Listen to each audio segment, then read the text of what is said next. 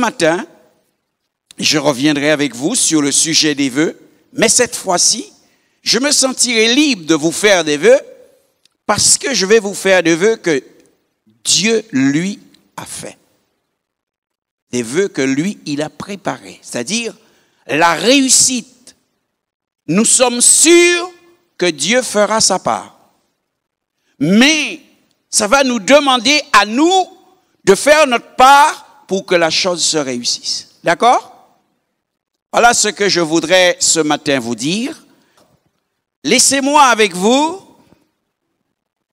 ouvrir la parole du Seigneur. Et je vous propose de faire avec moi une lecture dans le livre des Psaumes, le chapitre 119 et le verset 72.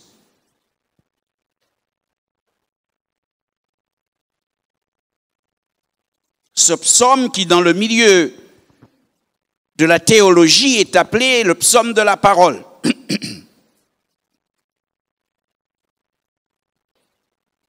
Mieux vaut pour moi la loi de ta bouche que 1000 objets d'or et d'argent. Bien-aimés,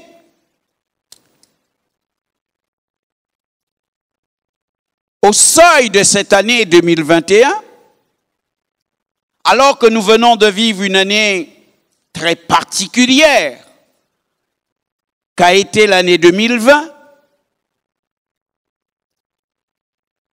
nous savons et nous comprenons combien les choses peuvent être aléatoires. Mais ce que je veux partager avec vous comme vœu ce matin, c'est ce que ni la deuxième, ni la troisième, ni la quatrième vague, s'il devait y en avoir, ne peut empêcher. Et c'est pourquoi je suis très libre, à l'aise, de pouvoir vous faire ces vœux. Parce que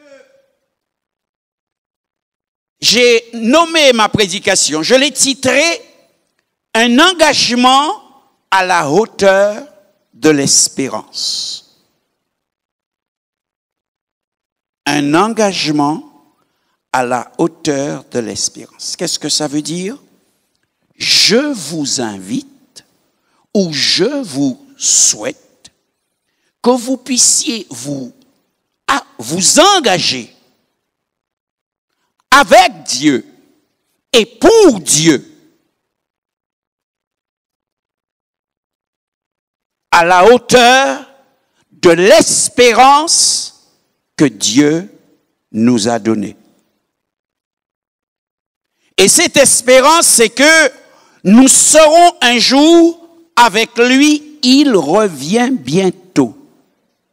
Sommes d'accord sur cela? Il revient bientôt. Donc, par conséquent, ce que je vous demande ou ce que je souhaite pour vous, ce que je vous fais comme souhait, comme vœu, c'est que chacun puisse vivre comme si le retour du Seigneur était pour aujourd'hui. Que chacun, que chaque personne, nous puissions vivre comme si le retour du Seigneur était pour aujourd'hui. C'est pourquoi, comment cela peut-il se faire? Comment peut-on rendre réalité un vœu, un tel souhait? Eh bien, c'est en faisant de la parole de Dieu pour nous une richesse qui vaut plus que 1000 objets d'or et d'argent. Ce qui veut dire que nous pourrions nous trouver dans certaines circonstances où nous accepterions volontiers de choisir, de préférer la parole à 1000 objets d'or et d'argent. Alors quand vous avez 1000 objets d'or, vous voyez ce que ça peut être. 1000 objets d'argent, vous comprenez ce que ça peut être, votre richesse. Mais que dans votre état d'esprit, que dans votre état de cœur, vous arrivez à préférer la parole de Dieu à cela, c'est comme ça que l'on vit, comme si le Seigneur revenait aujourd'hui. Oh! J'ai pas mis la barre trop haute.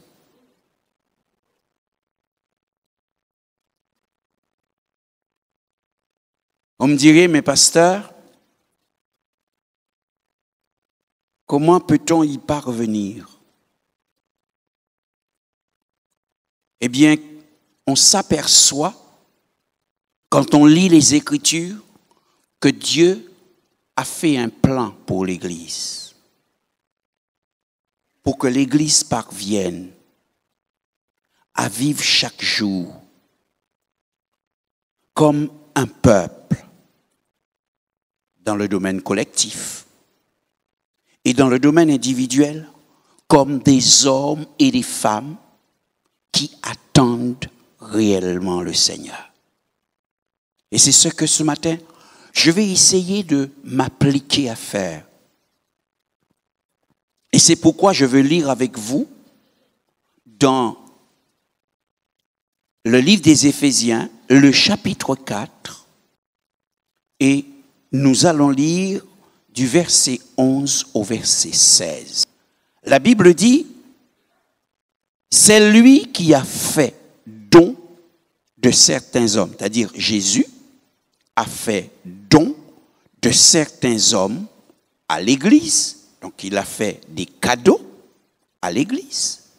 Et ces hommes qu'il a donnés, il les a donnés les uns comme apôtres, d'autres comme prophètes, d'autres comme évangélistes et d'autres encore comme pasteurs et enseignants.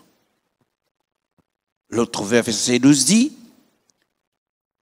il a fait don de ces hommes pour que ceux qui appartiennent à Dieu soient rendus aptes à accomplir leur service en vue de la construction du corps de Christ. Au verset 13. Ainsi,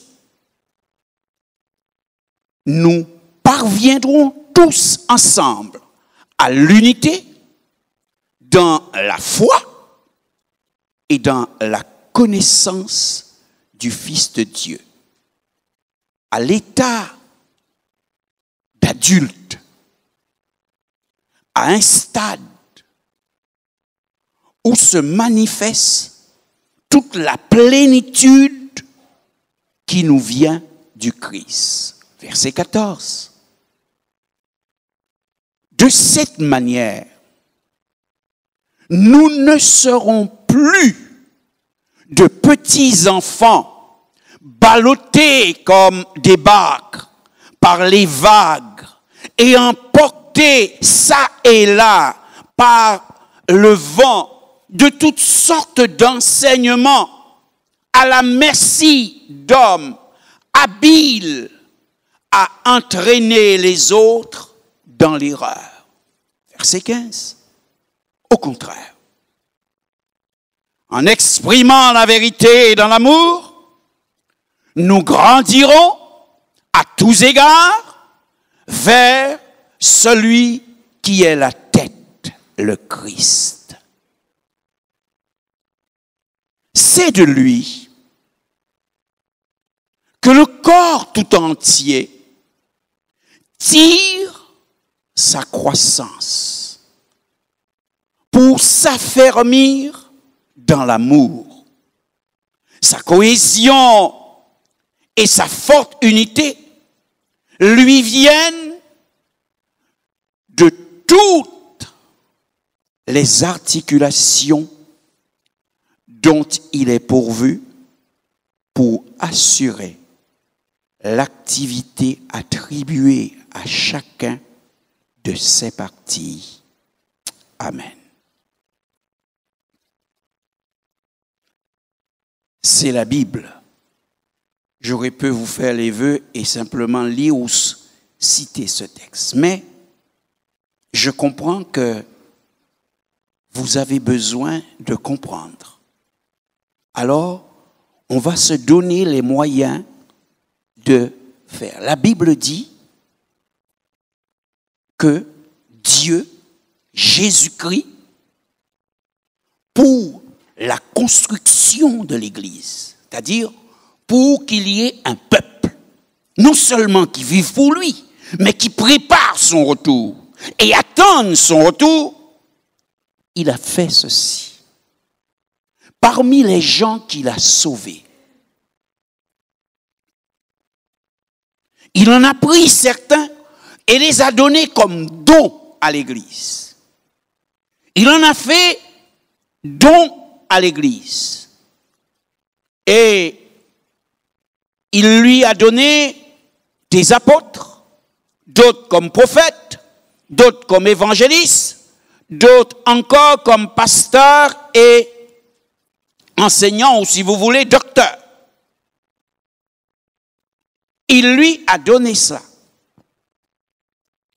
C'est-à-dire que l'Église va devoir vivre en ayant le bénéfice de ces différents ministères. Dans une seule Église, c'est difficile d'avoir les 5 ministères.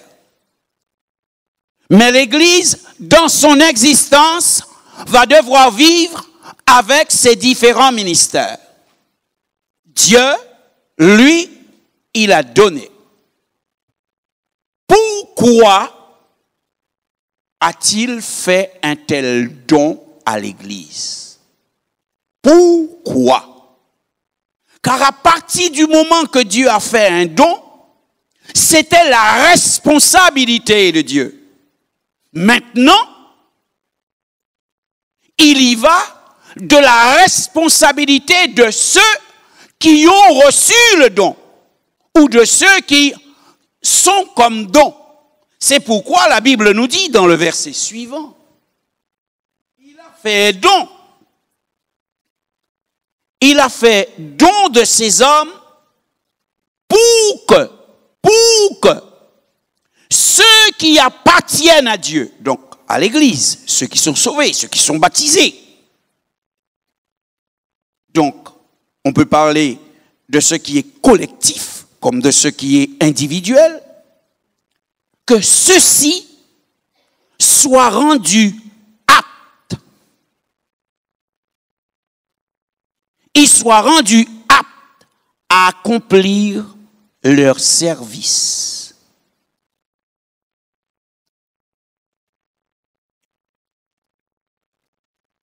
Aptes à accomplir leur service en vue de la construction de l'Église.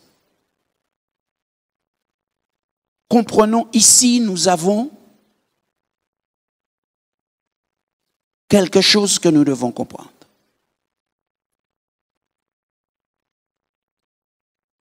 La Bible nous dit, au verset 12, il l'a fait afin, il l'a donné, ces hommes, et il en a fait don à l'Église, afin que ceux qui appartiennent à Dieu, c'est-à-dire l'Église, soient rendus aptes. Frères et sœurs, il n'y a pas d'autre moyen. Dieu a voulu que l'Église soit rendue apte.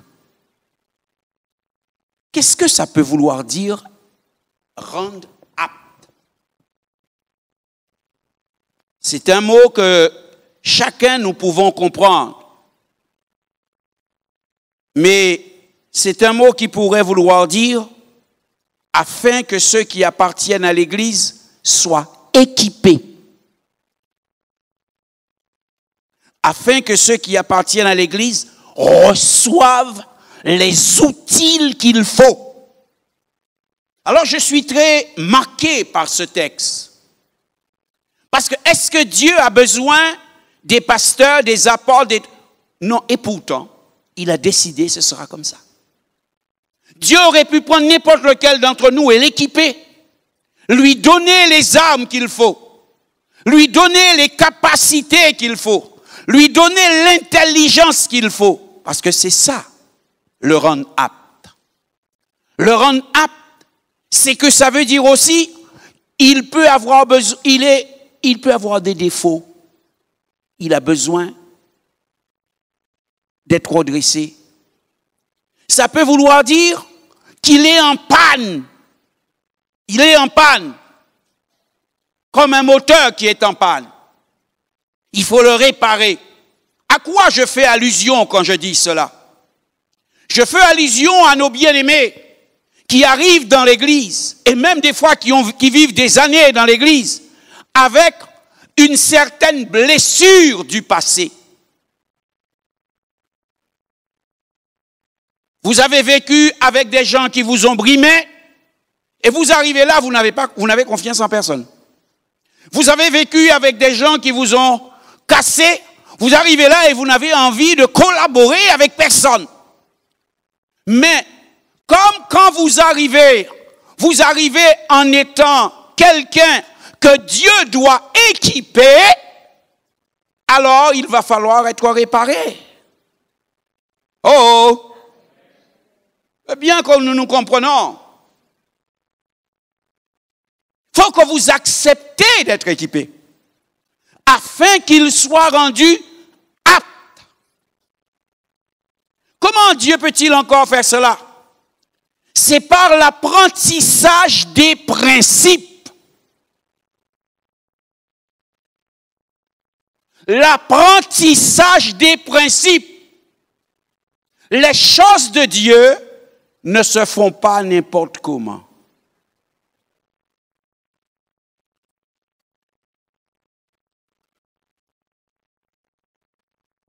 Je suis un pentecôtiste fond à fond. Mais j'ai compris que la vie, ce n'est pas uniquement des miracles, et c'est plus des principes que des miracles. Ce qui veut dire que je veux rechercher des miracles, je désire des miracles, mais il faut que je les vive dans les principes définis par la parole de Dieu.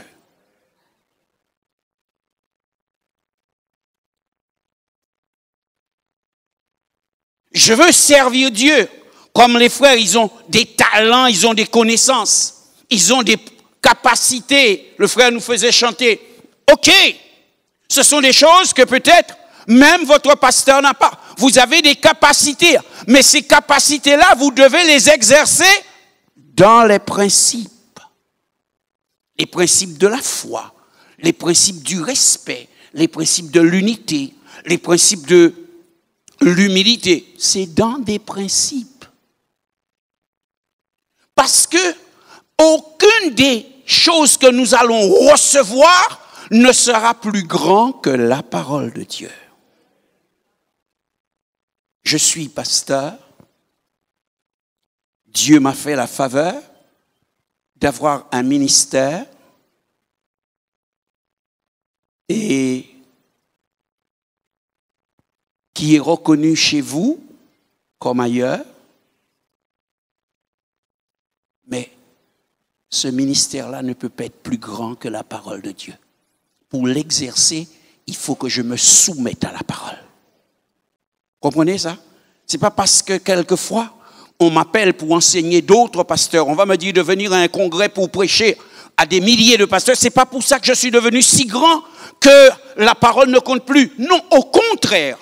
Plus je deviens mieux, plus je dois avoir un plus petit que moi au-dessus de moi, et plus je dois me soumettre à la parole. C'est ça, le principe. Ce que j'appelle le principe d'autorité. Quelqu'un qui est au-dessus de toi. Ainsi, Dieu a fait don à l'Église. Il a donné à l'Église des personnes pour que chaque chrétien, par la prédication, par les études, par les moyens relationnels, les chrétiens puissent recevoir ce dont ils ont besoin et par conséquent qu'ils fassent des progrès et que ces progrès les rendent aptes pour construire le corps de Christ. C'est ça le but. Il y a 3 responsabilités. Dieu a donné à des hommes. Ces hommes-là doivent enseigner. Leur responsabilité, c'est d'enseigner à l'Église. Et la 3e responsabilité, c'est celle de l'Église qui est de se laisser enseigner pour être apte pour pouvoir construire le corps. 3 types de responsabilités. Sinon, on aura tout ce que l'on veut, on n'aura pas d'Église. Pourquoi je dis cela? Regardons le verset suivant.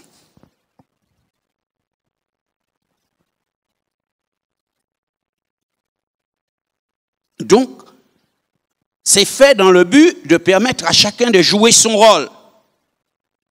Et c'est quand chacun joue son rôle que l'Église se construit. Que l'Église se construit. C'est pourquoi, voyez-vous, le pasteur, il est là, et je vous le dis souvent, vous m'entendez vous dire, le chiffre 1 est trop petit pour l'œuvre de Dieu. Pourquoi? Parce qu'à lui seul, il ne peut pas faire tout. Alors, s'il veut que chacun joue son rôle, il enseigne. Et il va devoir faire confiance à lui, à lui, à lui. Mais ils ne sont pas parfaits, ces frères-là. Ni les autres, ni le frère. Non, mais il faut à un moment faire confiance. Il faut croire que ce que Dieu a dit, il le fera en lui, en lui, en lui, en lui. Pour que chacun joue son rôle. Tant dans le domaine individuel que dans le domaine collectif. Que chacun joue son rôle. Et c'est pourquoi l'Église a besoin à un certain moment d'être organisée. C'est pourquoi il y a un corps de diacres, une équipe de diacres. Il y a un groupe de musiciens avec des chantres, avec des chœurs. Oui, il faut qu'il y ait différents groupes dans l'Église. C'est ça, organiser, pour permettre, non seulement de manière collective, mais à ce que chacun joue son rôle.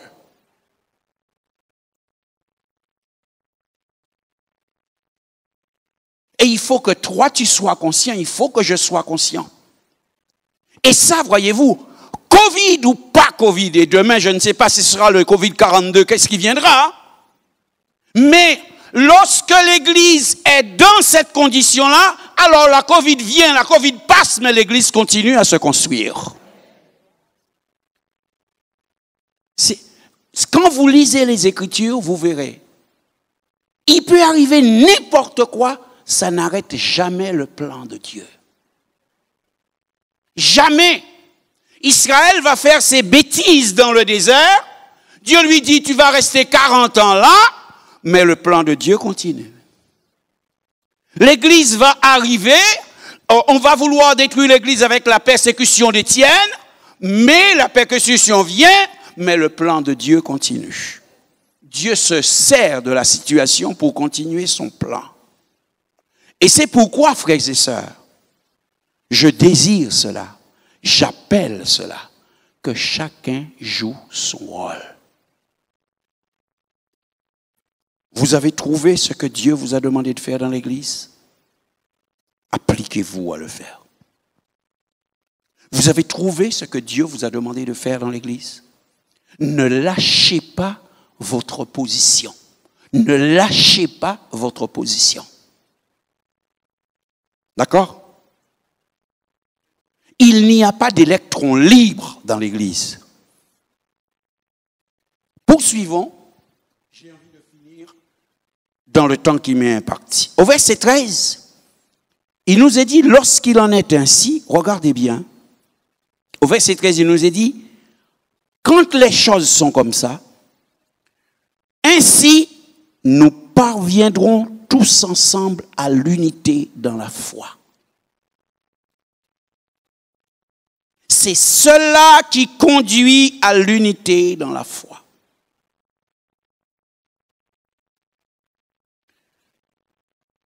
Et dans la connaissance du Fils de Dieu, à l'état d'adulte, à un stade où se manifeste toute la plénitude qui nous vient de Dieu.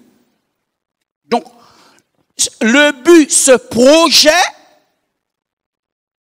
est non seulement de permettre à chacun de recevoir, de permettre à chacun de remplir son rôle, mais quand chacun remplit son rôle, alors il y a une croissance. L'Église, l'ensemble, grandit. Dans ce verset 13, il nous est dit, ensemble, nous parviendrons à l'unité de la foi. Ah, c'est ça. L'unité de la foi. C'est-à-dire, nous parviendrons à croire la même chose. Et quand on est unis, ce n'est pas que nous sommes l'un à côté de l'autre. Voyez-vous, par exemple, les musiciens, lui, les notes sont marquées d'une certaine manière pour lui. Ils sont marquées, il a sa partition, mais ils sont obligés de jouer dans la même tonalité. Ils jouent la même partition. Et c'est ça l'Église. Nous avons nos différences, mais nous jouons de la même manière, dans l'unité. Ce n'est pas un à côté de l'autre, mais c'est je suis en toi, tu es en moi. C'est ça, dit la Bible. Et oui, afin qu'ils soient tous un, comme nous sommes un. Un challenge où nous sommes réellement unis. Par exemple, j'aime donner cet exemple.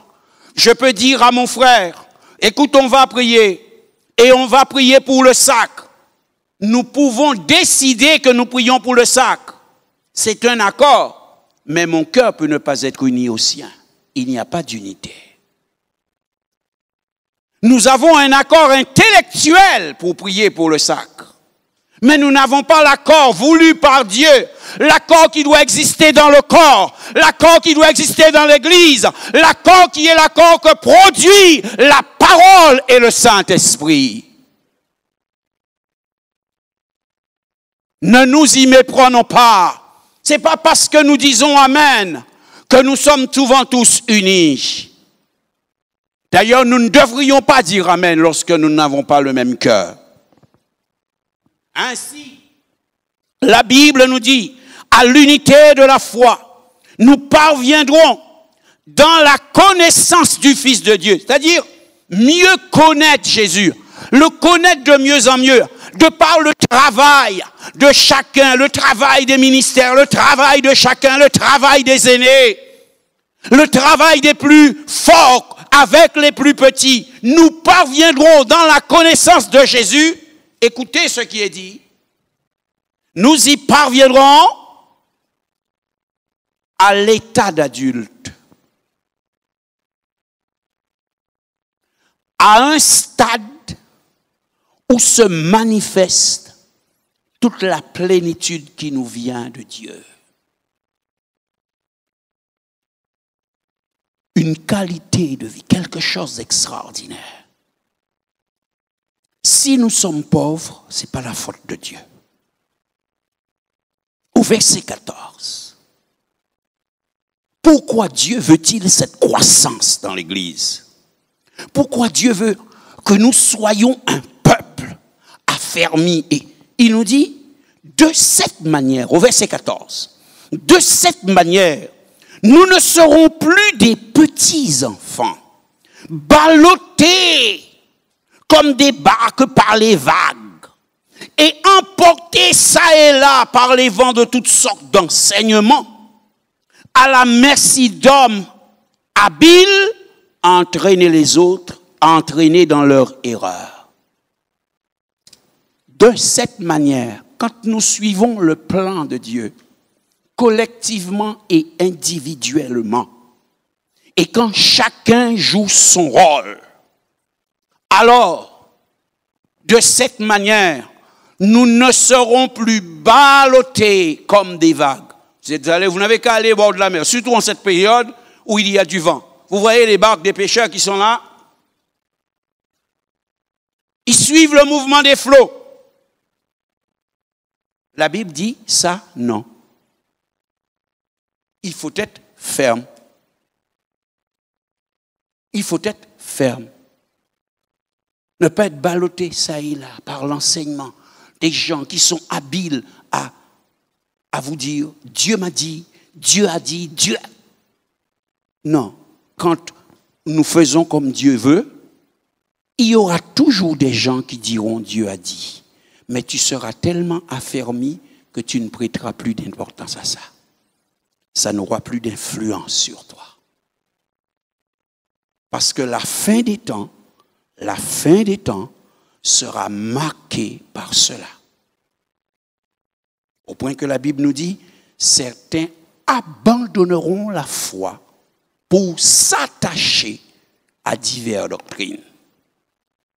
Ainsi, nous voyons pourquoi Dieu veut que les choses soient comme ça. Au verset 15, il nous est dit non, ce n'est pas ce que Dieu veut que nous soyons ballottés, mais le contraire. Et c'est le verset 15 qui nous dit, au contraire, en exprimant la vérité dans l'amour, c'est-à-dire en vivant la vérité, la parole, mais en le vivant dans l'amour, nous grandirons à tous égards vers celui qui est la tête, le Christ. C'est de lui que le corps tout entier tire sa croissance. Au contraire, quand nous pratiquons la vérité et que nous la pratiquons dans l'amour, ni dans la peur, ni dans l'orgueil, non, dans l'amour,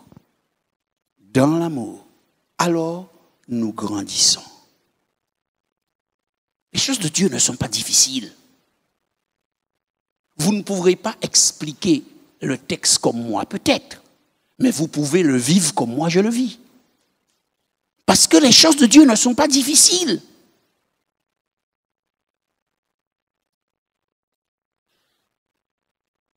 Ainsi, la Bible nous dit, dans ce verset 16, c'est de la tête, c'est-à-dire de Christ, que tout le corps, c'est-à-dire nous tous, tout entier, nous tirons notre croissance pour s'affermir dans l'amour. Donc voyez-vous, notre affermissement se fait dans l'amour. Ce corps va tirer également de par le fait qu'elle va grandir, de par le fait qu'il va grandir, et de par le fait qu'il va grandir dans l'amour, il va tirer aussi en Christ sa cohésion et sa forte unité. Lui viendra de toutes les articulations dont il est pourvu. Sa cohésion, c'est-à-dire l'ensemble fait un tout, et un tout solide. L'exemple que je peux vous donner, c'est quand vous faites un gâteau, ça tout le monde peut le comprendre. Quand vous faites un gâteau, il y a des œufs, il y a de la farine, et quand vous faites un gâteau au beurre, il y a du beurre, vous faites un gâteau à l'huile, il y a de l'huile, mais une fois que le tout est mélangé et le gâteau est fait, vous ne pouvez plus trouver l'huile séparée, non, c'est plus possible. Pourquoi? Parce que le tout est arrivé dans une unité qui a fait qu'ils sont devenus un. On ne peut plus les séparer. Désormais, on ne parle plus d'eux, on ne parle plus de farine, on ne parle plus de ceci, on parle du gâteau. Et c'est ça, au milieu de nous, dans l'œuvre de Dieu, à un moment, notre individualité doit laisser place à l'unité.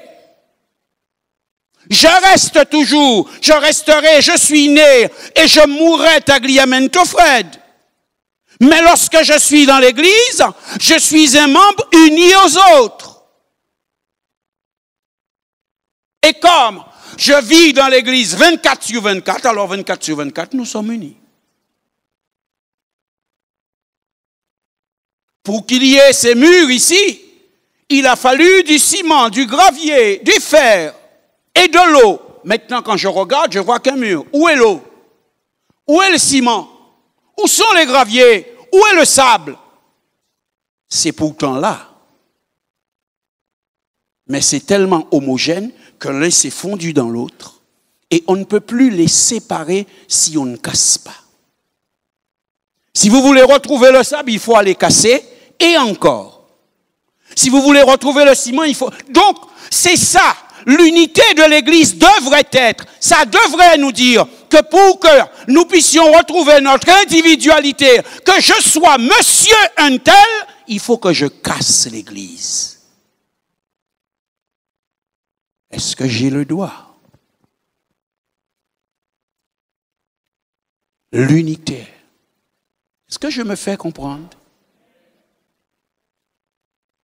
Vivons pour que quand le Seigneur viendra, s'il revient aujourd'hui, que nous soyons debout.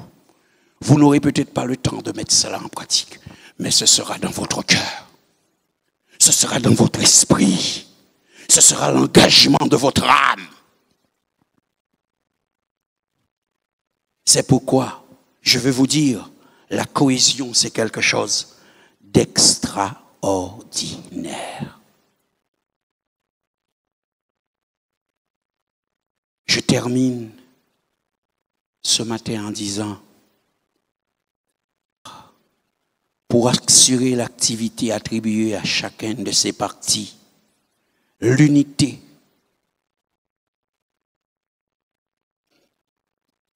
doit être le résultat de la pratique de l'amour dans le corps. L'unité doit être le résultat de la pratique de l'amour dans le corps. Cela ne veut pas dire que nous n'aurons pas d'efforts à faire. Parce que même moi qui vous prêche, j'ai certainement des efforts à faire. Ce qui serait grave, c'est que je les connaisse et que je refuse de les faire. Ce qui serait grave, c'est que tu ne puisses même pas prendre conscience. Ce qui serait grave, c'est que tu aies des raisons à avancer pour dire « ça, non, je ne veux pas », alors que tu es dans le corps. Alors, je termine en vous lisant ce texte. Et si vous voulez lire avec moi, lisez avec moi dans 1 Corinthiens, chapitre 1er, verset 10. Où nous lisons « Je vous exhorte, frères, par le nom de notre Seigneur Jésus-Christ, à tenir tous un même langage et à ne point avoir de division parmi vous, mais à être parfaitement unis dans un même esprit et dans un même sentiment. Car mes frères, j'ai appris. Et je m'arrête là. Je vous exhorte. Dans une autre version des Écritures, cela est dit, Paul dit, il faut cependant que, frères, que je vous adresse une recommandation instante. Et c'est au nom de notre Seigneur Jésus-Christ que je le fais. Vivez ensemble en bonne harmonie. Accordez vos pensées et vos paroles. Vivez ensemble le but commun. Et exprimez vos convictions dans un langage concordant. Ne laissez pas de scission s'introduire parmi vous. Cultivez la bonne entente.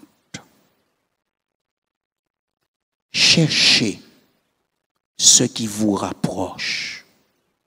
Essayez de voir les choses du même point de vue et adoptez une attitude commune afin de former une unité de combat indivisible.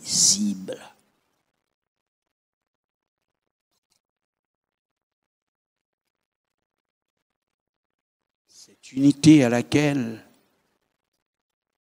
je vous appelle et par laquelle je vous fais des vœux, ce n'est pas Dieu seulement qui viendra le faire. Vous avez remarqué les verbes qui sont employés? Agissez, faites, entretenez. Ça ne peut être fait que par vous et moi. C'est notre engagement.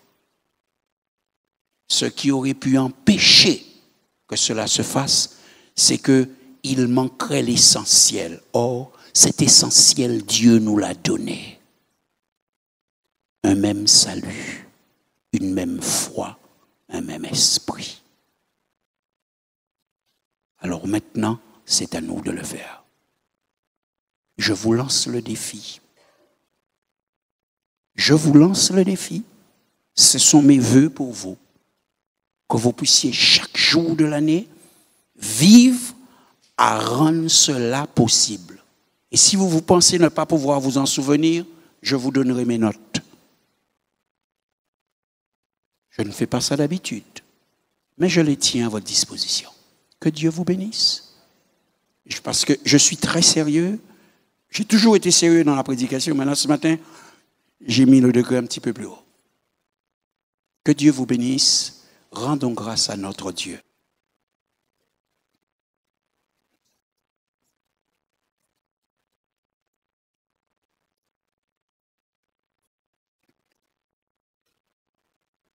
Tu as fait à l'Église la faveur de lui laisser ta parole. Et ce que je te prie ce matin, c'est que tu nous apprennes à devenir pratiques en pratiquant la parole. Parce que bien des défaites que nous avons connues ont été le fait que nous n'avons pas obéi ou que nous ne nous soyons pas conduits avec les normes de la parole. Or, ce matin, simplement, je veux te prier pour que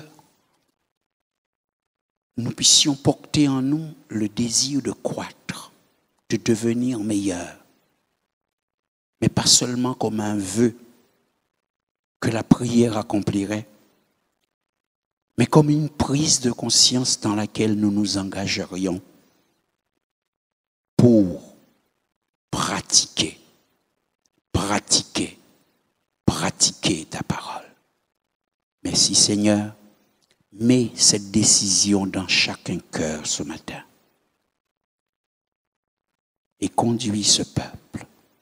Fais qu'en sorte qu'à sa sortie de la Covid, ce soit des hommes, des femmes, des jeunes gens et des jeunes filles meilleurs. Des personnes qui auront progressé, qui auront appris quels sont tes principes et qui accepteront de s'attacher à l'essentiel. Nous te disons merci au nom de Jésus. Amen.